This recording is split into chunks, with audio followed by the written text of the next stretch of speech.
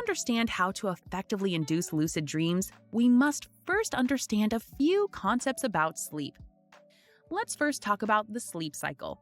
When you sleep, your brain goes through a roughly 90-minute cycle of brain activity, repeating 4 to 6 times per night. This cycle is broken down into 4 stages, which are marked by measurable and physiological changes. An electroencephalograph, or EEG, is used to measure these brain waves and plot them on a chart, called a hypnogram. Pictured on the right is a typical hypnogram of an adult sleeper. This image has been averaged and smoothed to create an easy-to-understand appearance. Individual hypnograms vary widely between people and change depending on your age. This hypnogram is provided to give you a basic idea of the sleep cycle. The 4 stages of sleep are broken down into 2 categories: rapid eye movement, or REM, versus non-rapid eye movement, or NREM. REM sleep is our dreaming sleep, where most dreams occur. While in REM sleep, your physical eyes drift back and forth underneath your closed eyelids, hence the name. This golden zone of sleep is the main focus of this course. Non-REM sleep consists of the other 3 stages and is considered more of a restorative sleep. As you can see in the hypnogram, the first half of the night is majority non-REM. As the night progresses, REM stages grow bigger and take up a greater portion of the cycle.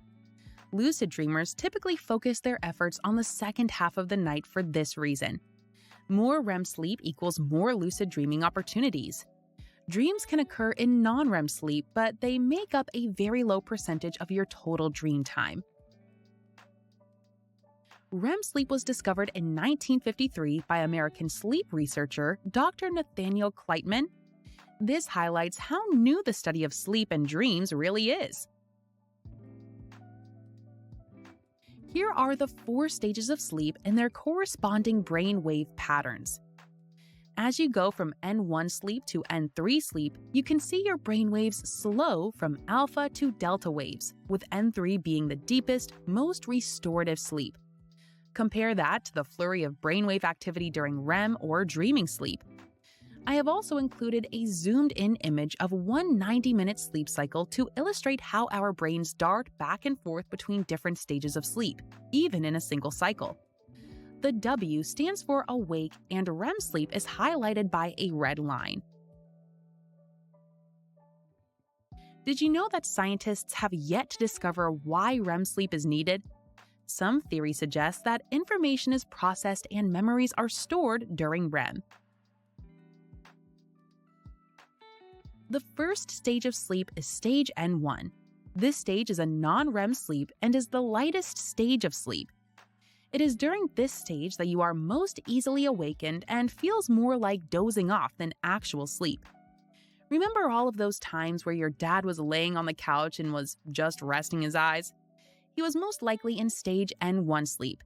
This stage of sleep lasts roughly 1 to 7 minutes and takes up the least amount of time in a sleep cycle and roughly 2 to 5% of your night's sleep. Your brain generates alpha and theta waves, and dreamlike imagery, called hypnagogic imagery, can begin to occur. While falling asleep, have you ever felt the sensation of falling, then waking suddenly? That unpleasant experience is called a hypnic jerk and occurs during N1 sleep. The second stage of non-REM sleep is N2. At this point, you are falling deeper into sleep, and it is more difficult to be woken up. You lose awareness of the external world as your brain produces mainly theta waves. During the course of an entire night, you will spend roughly 45 to 55% of your sleep in stage N2. During the first sleep cycle of the night, N2 lasts for 10 to 25 minutes and becomes longer as the night progresses, taking up a greater portion of your sleep cycle. Hypnagogia, a transitional phase between waking and dreaming, mainly occurs in N2 sleep. Hypnagogia consists of dreamlike imagery, sounds, and sensations before a dream begins, and will be discussed in detail later on in this course. The third stage of non-REM sleep is N3. Your brain produces slow delta waves to produce the deepest stage of sleep. N3 is vitally important as it is a regenerative and restorative stage of sleep. A lack of N3 sleep has been shown to lead to depression, epilepsy, and trouble storing memories. A majority of N3 sleep occurs in the first half of your night, with the first N3 stage lasting 45 to 90 minutes and gradually becoming shorter as the night progresses. In total, we spend roughly 20 to 25% of our night in stage N3. It is most difficult to be woken up from this stage of sleep. If you are unfortunate enough to be woken up, you will feel confused, disoriented, and groggy. Effects that can last up to 30 minutes. That brings us to REM, or rapid eye movement sleep. This is where dreaming occurs. Dreams can occur in non-REM sleep, but REM produces our longest and most vivid dreams. Our eyes move to and fro beneath our eyelids, our breathing becomes irregular, and our heart rates increase. Our bodies experience sleep paralysis, a temporary paralyzation of our muscles so we don't act out our dreams. The first period of REM lasts roughly 10 minutes but grows longer with each passing sleep cycle. By the end of the night, 25% of our time was spent in REM. The average person dreams 3 to 5 times per night on average, with some people experiencing even more. All in all, we spend about 2 hours per night dreaming. REM sleep is where lucid dreamers will focus most of their efforts when inducing lucid dreams.